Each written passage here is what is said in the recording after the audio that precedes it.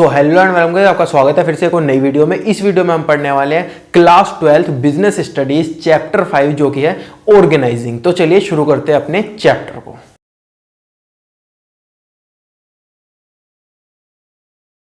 तो देखो, हमने पहला फंक्शन पढ़ा प्लानिंग। प्लानिंग के अंदर क्या करते थे, हम एक प्लान बनाते थे और उसको हमें अचीव करना होता था। अब हम ऑर्गेनाइजिंग करेंगे। ऑर्गेनाइजिंग के अंदर हम क्या करेंगे, जो हमने प्लान बनाया ना उसको हमें अचीव करने के लिए क्या क्या चीजें चाहिए। इंसान कुछ चाहिएंगे, जो हमारे एम्प्लॉयज होंगे, वर्कर्स होंगे, कुछ चीजें हमको चाहिएंगी। तो हम उन चीजों को कैसे ऑर्गेनाइज कर सकते हैं वो चीज हम देखेंगे ऑर्गेनाइजिंग के अंदर। देखते हैं ऑर्गेनाइजिंग की डेफिनेशन क्या होती है।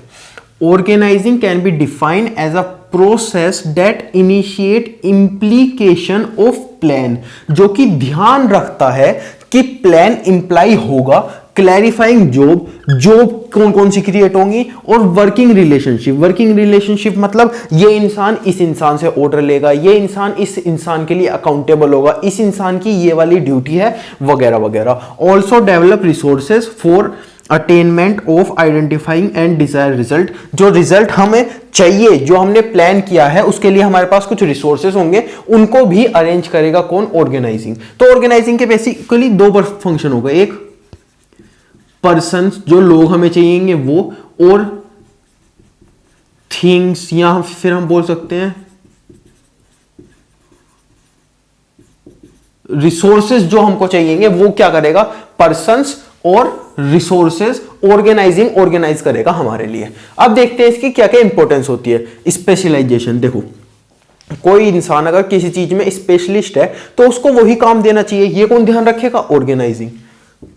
वर्किंग रिलेशनशिप, एक बॉस है, ये उसका सबऑर्डिनेट है, ये इससे ऑर्डर लेगा और ये उसको काम देगा, तो ये क्या हुआ, वर्किंग रिलेशनशिप बनाएगा कौन, ऑर्गेनाइजिंग। यूटिलाइजेशन ऑफ रिसोर्सेज अच्छे से यूटिलाइज होंगे या नहीं होंगे, ये किसके ऊपर डिपेंड करेगा, ऑर्गेनाइजिंग के ऊपर।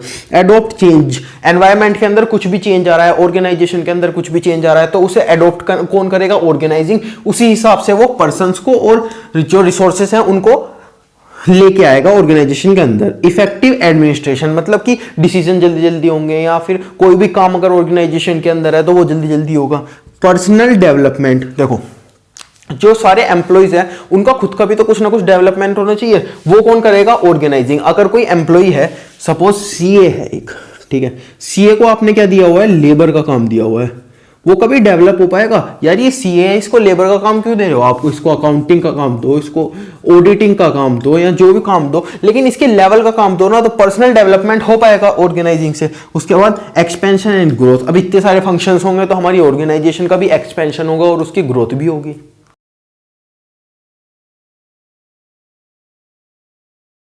तो अब पढ़ते हैं ऑर्गेनाइजिंग का प्रोसेस क्या होता है। Identifying and division of work, सबसे पहले हमें आइडेंटिफाई करना है कि ये काम होने वाला है हमारे ऑर्गेनाइजेशन के अंदर। उसके बाद डिपार्टमेंटलाइजेशन, अब उसको डिपार्टमेंट में डिवाइड कर दो, जो काम जिस डिपार्टमेंट का है उसको डिवाइड करो। जैसे ये है प्रोडक्शन का, ये है मार्केटिंग का, ये है सेल्स का, इसे हमने डिपार्टमेंट में डिवाइड कर दिया। असाइनमेंट ऑफ ड्यूटीज, अब प्रोडक्शन का काम कौन संभालेगा, ये संभालेगा प्रोडक्शन मैनेजर। मार्केटिंग का कौन संभालेगा, मार्केटिंग मैनेजर। सेल्स का कौन संभालेगा, सेल्स मैनेजर। तो ये क्या कर दिया, असाइनमेंट कर दिया हमने ड्यूटी की, इस तेरी ये ड्यूटी है, तेरी ये। इसके बाद establishment authority and reporting relationship, मतलब कि अगर काम नहीं हो पाता तो हम किसको पकड़ेंगे, या फिर ये वाला काम करवाना किसकी रिस्पॉन्सिबिलिटी है, ये वाला ऑर्डर देना किसकी अथॉरिटी है, ये सब चीज हम इस्टेब्लिश कर देंगे। जैसे सपोज ये ओनर है और सपोज मार्केटिंग का काम नहीं हो पाया, तो ये किसे पकड़ेगा, ये आके पकड़ेगा मार्केटिंग मैनेजर को कि भाई ये काम क्यों नहीं हो पाया। उसके बाद मार्केटिंग के नीचे 3 लोग थे, तो ये मार्केटिंग वाला इसे या इसे पकड़ेगा कि भाई ये वाला काम नहीं हो पाया, तो सपोज ये वाला काम क्यों नहीं हो पाया, इसके अंदर और कोई था तो ये इसको पकड़ेगा। इसका मतलब हमने क्या करती, authority and reporting relationship establish कर दी इन लोगों के अंदर। तो ये होता है प्रोसेस, पहले काम तो को ढूंढो क्या काम होने वाला है, उसके बाद उसको डिवाइड करो, डिपार्टमेंटलाइजेशन करो, उसके बाद असाइन करो ड्यूटी की, किस इंसान की क्या ड्यूटी रहने वाली है। उसके बाद अथॉरिटी और रिपोर्टिंग रिलेशनशिप करो कि किसकी कौन सी अथॉरिटी है, कौन किससे ऑर्डर लेगा वगैरह वगैरह। इसके बाद देखते हैं ऑर्गेनाइजिंग स्ट्रक्चर का क्या होता है। तो देखो इसका मतलब होता है आउटकम ऑफ ऑर्गेनाइजिंग। जैसे हमने यहां पे एक ऑर्गेनाइजेशन स्ट्रक्चर बनाया, production manager, marketing manager, sales manager. यहां पे क्या है,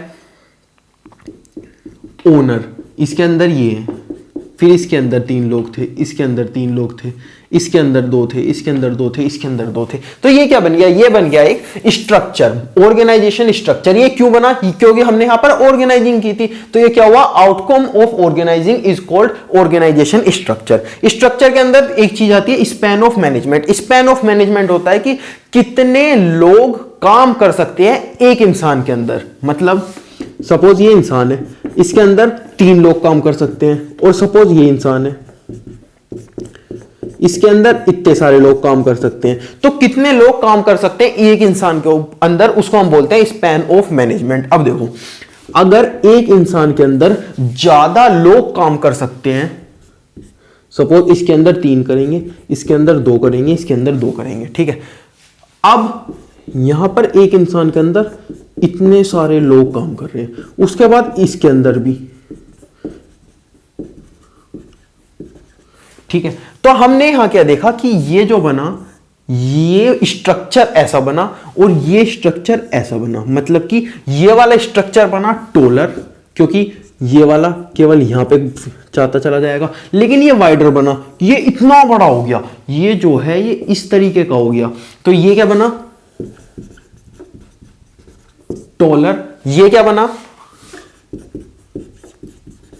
वाइडर। अगर एक इंसान के अंदर ज्यादा लोग काम करेंगे तो स्ट्रक्चर क्या बनेगा, स्पैन ऑफ मैनेजमेंट का वाइडर, नीचे से चौड़ा, ऊपर से गैठा। और ये वाला क्या बनेगा, टोलर। अगर कम लोग काम करेंगे, क्योंकि 3 लोग काम कर रहे हैं, उसके नीचे 3, उसके नीचे 3, तो ऐसा बहुत सारी सीक्वेंस चलती चली जाएगी, और ये वाला बनेगा टोलर। इसके अंदर केवल 2-3 लेवल आएगी, तो उसके अंदर क्या बनेगा, वाइडर।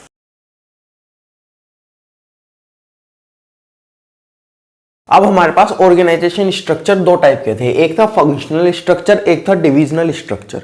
तो देखो फंक्शनल स्ट्रक्चर क्या होता है, जब ऑर्गेनाइजेशन के अंदर बहुत सारा काम होता है, जैसे सेल्स हो गया, मार्केटिंग हो गया, परचेज हो गया, या फिर अलग अलग प्रोडक्शन डिपार्टमेंट्स हो गए, बहुत अलग अलग डिपार्टमेंट होते हैं। तो हम जब अलग अलग चीजों को अलग अलग डिपार्टमेंट में डिवाइड कर देते हैं, तो उसको हम बोलते हैं functional structure, separate department for separate functions. और किसी किसी ऑर्गेनाइजेशन में बहुत सारे टाइप के प्रोडक्ट्स बनते हैं, जैसे ये पेन भी बनता है, पेंसिल भी बनता है, इरेजर भी बनती है, शार्पनर भी बनता है, सब कुछ बनता है। तो अलग अलग प्रोडक्ट को अलग अलग यूनिट में अगर हम डिवाइड कर देते हैं, तो उसको हम बोलते हैं divisional structure, separate business unit for separate business product. मतलब एक ऑर्गेनाइजेशन के अंदर अगर हम एक प्रोडक्ट, 2 प्रोडक्ट बना रहे हैं, उन्हें डिवाइड कर दिया डिपार्टमेंट्स में, तो हम बोलेंगे फंक्शनल स्ट्रक्चर। और एक बिजनेस के अंदर अगर हम डिफरेंट यूनिट्स बना रहे हैं बिजनेस की, तो उसको हम बोलेंगे डिविजनल स्ट्रक्चर। अब देखते हैं इनके मेरिट क्या होते हैं और लिमिटेशंस क्या होते हैं। तो देखो स्पेशलिस्ट, फंक्शनल स्ट्रक्चर का सबसे पहला मेरिट आता है स्पेशलिस्ट। हर इंसान स्पेशलिस्ट होता है जो भी डिपार्टमेंट में उसको भेजा जाता है। उसके बाद कंट्रोल, एक इंसान का कंट्रोल होगा हर डिपार्टमेंट के ऊपर। गुड सुपरविजन, अब जैसे प्रोडक्शन डिपार्टमेंट है, उसका हेड कौन है, प्रोडक्शन मैनेजर, तो वो क्या करेगा, वो सुपरविजन करेगा पूरे डिपार्टमेंट के ऊपर। गुड ट्रेनिंग, वो ट्रेनिंग भी अच्छे से दे पाएगा, क्योंकि उसे पता है कि मुझे इतने लोगों को ट्रेनिंग देनी है, या फिर मेरे डिपार्टमेंट में इतने लोग हैं। नो डबल इफेक्ट्स, मतलब कि नो डबल एफर्ट्स, मतलब कि एक इंसान एक काम को 2 बार नहीं करेगा, जिसका जो काम है वो उसी काम को करता चला जाएगा। अब देखते हैं इसके लिमिटेशंस क्या होते हैं। डिफिकल्ट इन अकाउंटेबिलिटी, हमें ये नहीं पता चल पाता कई बार कि हम किसे अकाउंटेबल ठहराएं। मान लो हमारे ये 100 यूनिट पेन बनने थे, लेकिन ये बने केवल 10। अब हम किससे जवाब मांगे कि ये क्यों नहीं बन पाए, तो उसको बोलते हैं अकाउंटेबल। हमें कभी कभी दिक्कत आ जाती है कि किसको अकाउंटेबल ठहराएं। उसके बाद कोऑर्डिनेशन, इसके अंदर कभी कभी कोऑर्डिनेशन भी अच्छे से नहीं हो पाता, लोग एक दूसरे के साथ मिलकर काम नहीं कर पाते। इनफ्लेक्सिबल, ये इनफ्लेक्सिबल भी कम होता है, मतलब कि ये अपने आप को बिजनेस एनवायरनमेंट के अकॉर्डिंग ढाल नहीं सकता, ये फ्लेक्सिबल कम होता है। इसके बाद कॉन्फ्लिक्ट भी हो जाता है, 2 लोगों के अंदर लड़ाई भी हो जाती है डिपार्टमेंट में। फॉरगेट ऑर्गेनाइजेशनल गोल, कभी कभी ऑर्गेनाइजेशन का गोल भी फॉरगेट कर देते हैं लोग अपना पर्सनल गोल करते करते। इसके बाद देखते हैं डिविजनल स्ट्रक्चर का क्या मेरिट और डिमेरिट होते हैं। स्पेशलाइजेशन, इसके अंदर भी स्पेशलाइजेशन आ जाती है, जिसका जो काम है वो ही करेगा। फास्ट डिलीवरी, अब देखो जो इसके अंदर था, सपोज प्रोडक्शन डिपार्टमेंट को ये डिसीजन लेना है कि हमें कितने यूनिट प्रोड्यूस करनी है, ठीक है, लेकिन यहां पर डिसीजन फास्ट हो जाएगा इसके मुकाबले, क्योंकि इनको केवल एक यूनिट का लेना है, इनको सारे प्रोडक्ट का लेना है। यहां पे तो डिपार्टमेंट है, तो मान लो 100 टाइप्स के प्रोडक्ट्स बनाते हैं, ठीक है, एक कंपनी, तो यहां पे 100 टाइप का प्रोडक्ट की लेने में टाइम लगेगा, लेकिन यहां पर केवल एक प्रोडक्ट का एक बार में लेंगे, फिर एक, ऐसे 100 डिविजनल स्ट्रक्चर है हमारे पास, तो उसमें लेंगे, तो यहां पे डिसीजन बहुत ज्यादा फास्ट हो जाएगा। फ्लेक्सिबल, ये फ्लेक्सिबल भी रहेगा, क्योंकि हर यूनिट का डिपार्टमेंट जो भी है या फिर हर यूनिट का जो भी सेपरेट प्रोडक्ट है उसके अकॉर्डिंगली हम काम कर सकते हैं उस यूनिट के अंदर। इसके बाद हाई ग्रोथ भी हाई होगी, क्योंकि केवल एक यूनिट है, तो हम देख लेंगे कि हाँ भाई इसमें प्रॉफिट है, इसमें प्रॉफिट है, इसमें लॉस है, इसमें प्रॉफिट है, तो इस वाले को बंद कर देते हैं, तो इसी की वजह से हमारी हाई ग्रोथ होगी। उसके बाद यूटिलाइज मोर रिसोर्सेज, इसके अंदर हम रिसोर्सेज कभी कभी कुछ ज्यादा यूज कर लेते हैं, क्योंकि एक दूसरे का सामान एक दूसरे के अंदर यूज नहीं करते, जबकि इसके अंदर हम कर लेते थे। फॉरगेट ऑर्गेनाइजेशनल गोल, इसके अंदर हम ऑर्गेनाइजेशनल गोल भूल जाते हैं कभी कभी। इसके बाद आता है कॉन्फ्लिक्ट मतलब दो लोगों के बीच में लड़ाई हो जाती है या फिर दो यूनिट के बीच में। हाई कॉस्ट, इसके अंदर कॉस्ट भी हाई आती है, क्योंकि हम इसके अंदर क्या करते थे, सपोज इस वाले प्रोडक्ट में ये सामान नहीं लग रहा तो इस वाले प्रोडक्ट में भेज दो, इसके अंदर नहीं लग रहा तो इसके अंदर भेज दो, ऐसे कर लेते हैं। लेकिन इसके अंदर क्या है, इसके अंदर सब अलग अलग है, तो इसके अंदर हम नहीं भेज सकते, इसको इसके अंदर हम नहीं भेज सकते, इसलिए इसकी जो कॉस्ट है वो भी हाई हो जाएगी।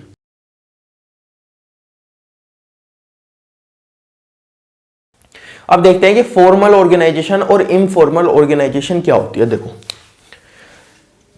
ये आपका ऑफिस था, आप यहां पर गए, ठीक है, आपको पता है कि आपका बॉस कौन है, आपका पता है कि आपको कॉलीग कौन है, आपको पता है कि आपका सबऑर्डिनेट कौन है, ये सब चीजें आपको पता है। ये आपका कौन सा स्ट्रक्चर है, ये आपका फॉर्मल स्ट्रक्चर है, ठीक है। अब क्योंकि आप इन सब लोगों से ना डेली मिलने लगे, तो ये ना आपके बहुत अच्छे फ्रेंड्स बन गए, अब ये आपके दोस्त बन गए, तो ये आपका कौन सा स्ट्रक्चर हो गया, इनफॉर्मल। तो फॉर्मल स्ट्रक्चर कौन सा होता है, जो कि हमें मैनेजमेंट बताती है कि भाई ये आपके बॉस हैं, ये सब कुछ आपको इस तरीके से ऑर्गेनाइजेशन के अंदर काम करना है, ये हमारा फॉर्मल स्ट्रक्चर होता है, फॉर्मल ऑर्गेनाइजेशन होती है। और इनफॉर्मल कौन सी होती है, जो हम खुद डेवलप कर लेते हैं या फिर अपने आप डेवलप हो जाती है, जैसे फ्रेंडशिप या फिर कुछ और रिलेशन वगैरह वगैरह। अब देखते हैं फॉर्मल ऑर्गेनाइजेशन की डेफिनेशन क्या होती है। Organisation structure which design by management, जो कि मैनेजमेंट डिजाइन करके देती है to accomplish the organisational goal, जिससे कि हमारे ऑर्गेनाइजेशन का गोल अचीव हो सके। अब इसके फीचर्स देखते हैं। रिलेशनशिप अमंग जो पोजीशन के बीच में रिलेशनशिप बताते हैं, कौन किसका बॉस है, कॉलीग है, सबऑर्डिनेट है वगैरह। अचीव गोल अचीव हो जाता है इससे हमारा। कोऑर्डिनेशन, सब एक दूसरे के साथ कोऑर्डिनेट कर सकते हैं, बात कर सकते हैं, मिलजुल कर काम कर सकते हैं। स्मूथ फंक्शनिंग, ऑर्गेनाइजेशन अच्छे से चलने लगती है इससे। एम्फेसाइज वर्क, हमको पता चल जाता है कि कौन सा काम किसने किया, किसको हमें एम्फेसाइज करना है, किसके ऊपर हमें ध्यान देना है। इसके बाद इसके मेरिट फायदे क्या क्या होते हैं। इजियर टू फिक्स रिलेशनशिप हमने यहां पर फिक्स कर दी ना कि भाई तू इसका बॉस है, तू कलीग है, तू सबऑर्डिनेट है, तो इजी हो जाता है रिलेशनशिप फिक्स करने में। नो डबल इफेक्ट, अब देखो एक इंसान था, प्यून था वो, ठीक है, वो ना चाय पिलाता था सबको, लेकिन हमें यही नहीं पता था कि हमारे ऑर्गेनाइजेशन के अंदर प्यून कौन है। 10-15 प्यून घूम रहे हैं, यहां पर मैनेजर बैठा हुआ है, इस मैनेजर के पास 10 टी आ जाती है दिन में, ये पागल हो गया, टी पीते पीते हर पियोन ला के टी रख देता है। हमें नहीं पता चलता कि एक काम किसे करना है, तो डबल इफेक्ट हो जाता है वहां पे, डबल ट्रिपल चौबल बहुत सारे इफेक्ट हो सकते हैं। लेकिन यहां पे नो डबल इफेक्ट, हमें पता है कि ये काम इस इंसान का है, तो डबल इफेक्ट वहां पर नहीं होगा। यूनिटी ऑफ कमांड हो जाता है, ऊपर से नीचे की तरफ डायरेक्शन फ्लो होती है। इसके बाद एवरीवन नो इट्स रोल, हर किसी को पता है कि उसका रोल क्या है। बॉस को पता है कि मेरा ये रोल है, कॉलीग को पता है, सबऑर्डिनेट को पता है, सबको पता है। स्टेबिलिटी आ जाती है ऑर्गेनाइजेशन में, सबको पता है सबका काम क्या है। लिमिटेशंस, कुछ घाटे भी होते हैं। प्रोसीजरल डिले होता है, सबऑर्डिनेट को कोई डिसीजन लेना है तो पहले इससे पूछना पड़ेगा, फिर इससे पूछना पड़ेगा, बहुत ज्यादा टाइम लग जाता है। नो न्यू टैलेंट नहीं आ पाता, क्योंकि यही एक दूसरे के साथ काम करते रहेंगे। जब बाहर से कोई इंसान आएगा नहीं, मतलब कोई न्यू टैलेंट नहीं आएगा, तो न्यू रिवोल्यूशन भी नहीं होगा। इसके बाद आता है ह्यूमन रिलेशनशिप मतलब एक दूसरे के साथ अच्छा रिलेशनशिप भी इन लोगों का बन जाता है।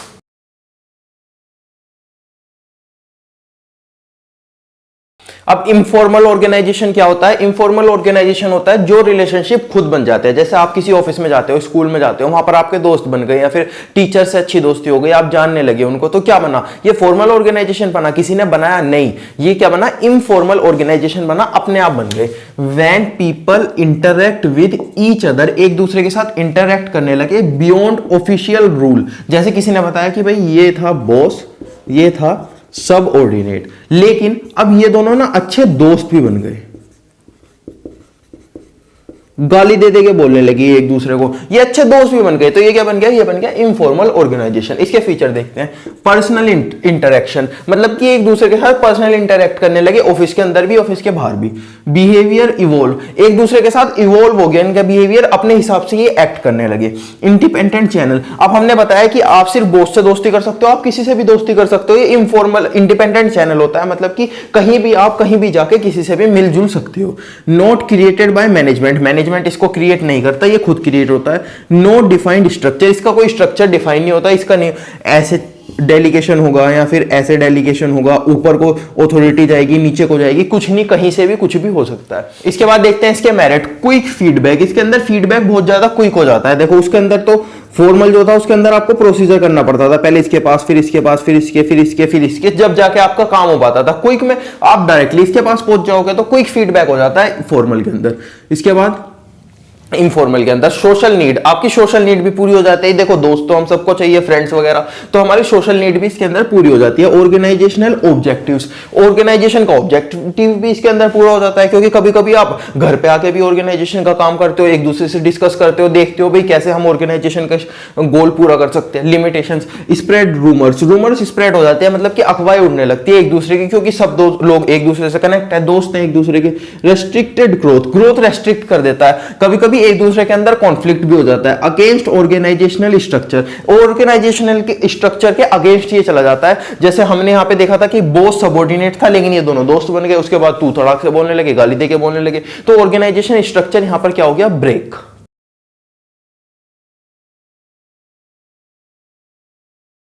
तो अब हमारे पास नेक्स्ट टॉपिक आता है डेलीगेशन। डेलीगेशन का मतलब समझते हैं, डाउनवर्ड ट्रांसफर ऑफ अथॉरिटी। सबसे पहले अथॉरिटी का मतलब समझते हैं क्या होता है। तो अथॉरिटी का मतलब होता है पावर।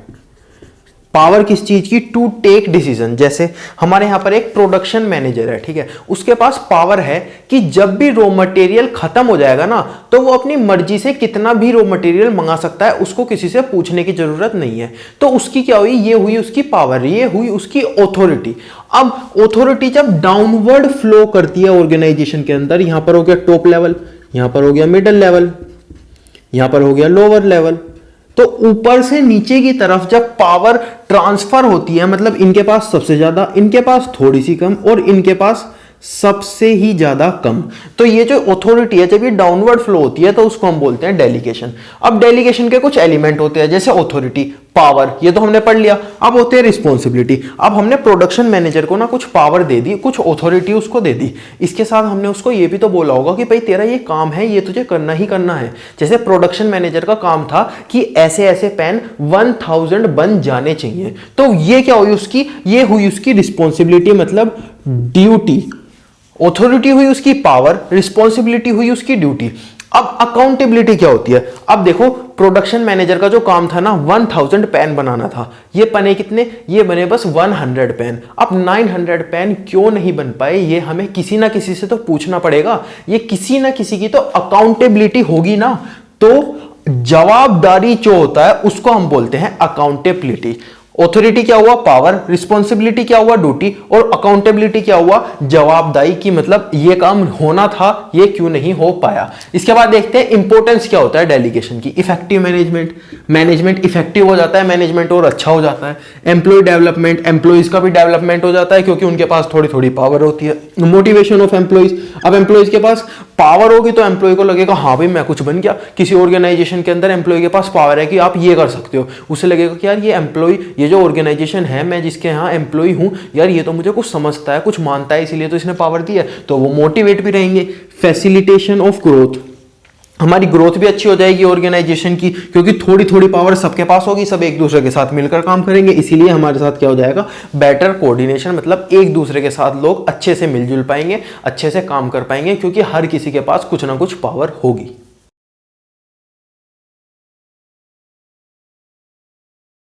तो अब इस चैप्टर का लास्ट टॉपिक पढ़ते हैं, डिसेंट्रलाइजेशन। इसके बारे में हमने एक प्रिंसिपल के अंदर भी पढ़ा था।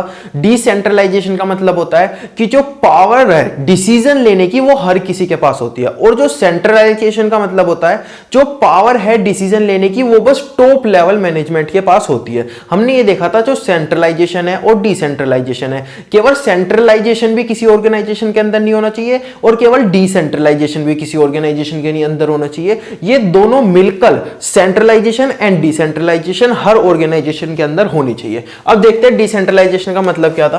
Power to take decision in every level. कौन कौन सी लेवल होती है हमारे पास, टॉप, मिडल, लोअर। तो हर किसी के पास पावर है डिसीजन लेने की, उसको हम बोलते हैं डिसेंट्रलाइजेशन। अब देखते हैं इंपॉर्टेंस क्या है इसकी। डेवलप इनिशिएटिव अमंग सबऑर्डिनेट्स, मतलब कि सबऑर्डिनेट अपने ऊपर जिम्मेदारी लेते हैं, अपने ऊपर इनिशिएटिव लेते हैं, उनको लगता है अगर हम कुछ अच्छा काम करेंगे तो हमें इनिशिएटिव मिलेगा। तो इसके अंदर ये आती है इसकी पहली इंपॉर्टेंस। क्या आता है, develop managerial talent. Managerial talent होता है, अब मेरे ऊपर कोई जिम्मेदारी डालेगा तो मेरा टैलेंट तो इंप्रूव होगा ही ना, तो फ्यूचर के लिए हम मैनेजमेंट का टैलेंट भी इंप्रूव करते हैं। Quick decision making, decision making भी आराम से हो सकती है। सपोज मेरे पास एक ऑर्डर आया, परचेज ऑर्डर आया, अब मेरे को पता लगाना है कि मेरे को परचेज करना चाहिए नहीं करना चाहिए, सारी पावर मेरे पास है, तो मैं तुरंत की तुरंत डिसीजन ले लूंगा। लेकिन अगर मेरे पास पावर नहीं है, मुझे टॉप लेवल मैनेजमेंट से पूछना है, तो उसमें बहुत ज्यादा टाइम लग सकता है। Relief of top level management, top level management की थोड़ी सिरदर्दी कम होती है कि अरे हटो यार, जिसका भी जो भी काम है वो खुद से ले लेगा अपना डिसीजन।